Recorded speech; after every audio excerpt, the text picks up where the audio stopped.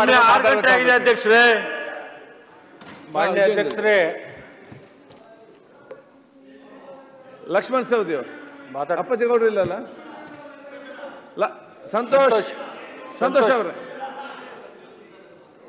ಲಕ್ಷ್ಮಣ್ ಸವದಿ, ಮಾನ್ಯ ಅಧ್ಯಕ್ಷರೇ, ಕುಮಾರ್ ವಿಜಯೇಂದ್ರ, ಬೇಗ ಮುಗಿಸಿ. ನಿನ್ನೆ ನಡೆದಿರ್ತಕ್ಕಂಥ ಒಂದು ಹೋರಾಟದಲ್ಲಿ ಗೊಂದಲ ಆಗಿ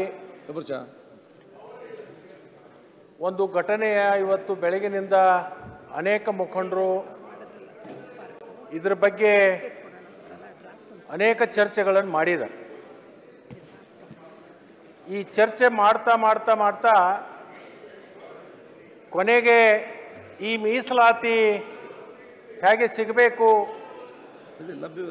ಈ ಮೀಸಲಾತಿಯನ್ನು ಪಡ್ಕೊಳ್ತಕ್ಕಂಥ ಸಂದರ್ಭದಲ್ಲಿ ಏನೇನು ಲೋಪದೋಷಗಳು ಆಗಿದ್ದಾವೆ ಅಂತಕ್ಕಂಥದ್ದು ಕೂಡ ಚರ್ಚೆ ಆಗಿದೆ. ನಮ್ಮ ಬಸನಗೌಡ ಯತ್ನಾಳ್ರವರು ಕೂಡ ರಾಯರೆಡ್ಡಿ ಅವರೇ ಅನೇಕ ಬೆಳಕನ್ನು ಚೆಲ್ಲಿದ್ದಾರೆ. ರಾಯರೆಡ್ಡಿ ಏನಿದೆ ಇಲ್ಲಿ ಕೂತ್ಕೊಂಡು ನೀವು ಹಾಗೆ ಮಾತ್ರ ಆಗ್ತದ? ಅನೇಕ ಬೆಳಕನ್ನು ಚೆಲ್ಲಿದ್ದಾರೆ. ಬಸನಗೌಡ ಯತ್ನಾಳ್ರವರು ಒಂದು ಬಹಳ ಸತ್ಯ ಘಟನೆಯನ್ನು ಇವತ್ತು ನಮ್ಮ ಮುಂದೆ ಚೆಲ್ಲಿದ್ದಾರೆ. ಮಾನ್ಯ ಕೇಂದ್ರ ಗೃಹ ಸಚಿವರು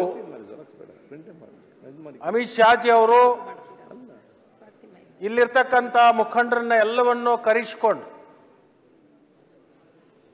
2A ಇವರಿಗೆ ಮೀಸಲಾತಿಯನ್ನು ಕೊಡಲಿಕ್ಕೆ ಸಾಧ್ಯ ಆಗೋದಿಲ್ಲ, ಇವರಿಗೆ ಪ್ರತ್ಯೇಕವಾಗಿರ್ತಕ್ಕಂಥ ಒಂದು ಕೆಟಗರಿಗಳನ್ನು ಮಾಡಿ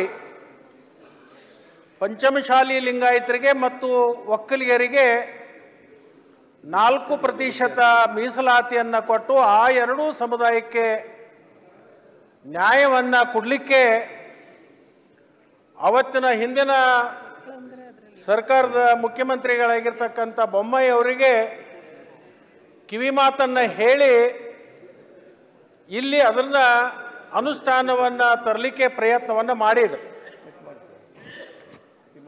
ಅಧ್ಯಕ್ಷರೇ, ಅಲ್ಲಿ ಸುಪ್ರೀಂ ಕೋರ್ಟದಲ್ಲಿ PIL ಹಾಕಿ ಸುಪ್ರೀಂ ಕೋರ್ಟದಲ್ಲಿ ಇದಕ್ಕೆ ತಡೆಯಾಜ್ಞೆ ಬಂದಿರೋದ್ರಿಂದ ಇದೆಲ್ಲವೂ ಕೂಡ ಇವತ್ತು ಗೊಂದಲಕ್ಕೆ ಕಾರಣ ಆಗಿದೆ.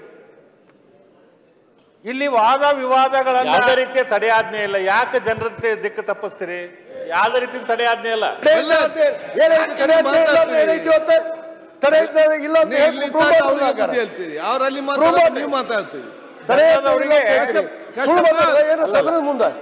ನೀವು ಹೇಳಿದ್ದೆಲ್ಲ ಕರೆನಾ?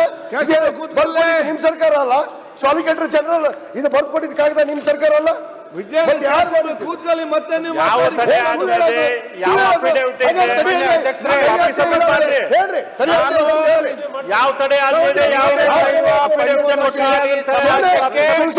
ಮೀಸಲಾತಿ ಸಿಗಬೇಕು ಅನ್ನೋ ನಾನು ಒಬ್ನು, ನಮ್ಮ ಸರ್ಕಾರನು ಕೂಡ ಅದಕ್ಕೆ ಬದ್ಧವಾಗಿದೆ.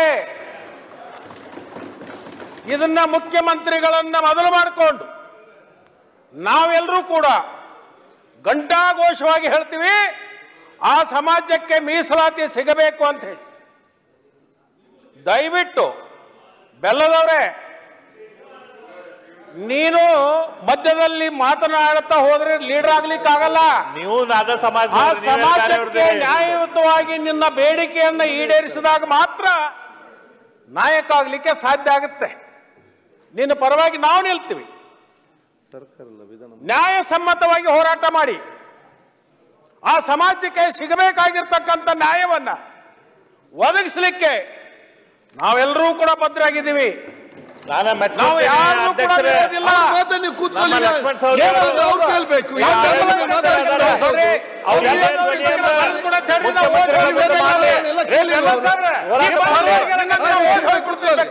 ನಿಮ್ಗೆ ಏನು ಮಾತಾಡ್ತೀವಿ? ಅವಾಗ ಯಾವ ನಾನು ನಿನ್ನ ಪರವಾಗಿದ್ದೀನಿ, ಸಮಾಜದ ಪರವಾಗಿದ್ದೀನಿ ಅಂದ್ರು ಮಧ್ಯದಲ್ಲಿ ಬರ್ತೀನಿ ಅಂದ್ರೆ ನಾವು ಮಾತಾಡ್ತಕ್ಕಂಥದ್ದು ನಿಮಗೆ ಆಸಕ್ತಿ ಇಲ್ಲ. ಇಷ್ಟು ಜೋರಾಗಿ ಸಮಾಜಕ್ಕೆ ಮೀಸಲಾತಿ ಸಿಗಬಾರ್ದು ಅಂತಕ್ಕಂಥ ಹುನ್ನಾರ ನಿಮ್ಮಲ್ಲೇ ಇದೆ ಅಂತಕ್ಕಂಥದ್ದು ನಾನು ಹೇಳ್ಬೇಕಾಗುತ್ತೆ. ದಯವಿಟ್ಟು ನಾ ಹೇಳೋದ್ರಲ್ಲಿ ಅರ್ಥ ಇದೆ. ನಿಮ್ಮ ಪರವಾಗಿ ನಾವು ನಿಲ್ತೀವಿ. ಸೌಜನ್ಯದಿಂದ ನೀವು ಕೇಳುವಂತ ಕೆಲಸವನ್ನೇ ಮಾಡಿ. ಗೊಂದಲ ಎಲ್ಲಿ ಬಂದಿದೆ? ಕೇಂದ್ರದ ಗೃಹ ಸಚಿವರೇ ಹೇಳಿದ್ದಾರೆ.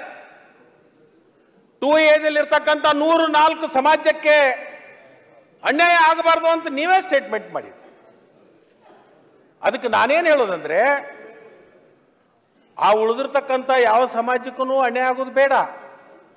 ಆದರೆ ವೀರಶೈವ ಪಂಚಮಶಾಲಿಗೆ ಅದು ಮೀಸಲಾತಿ ಸಿಗದೇನೂ ಇರಬಾರ್ದು, ಸಿಗಬೇಕು.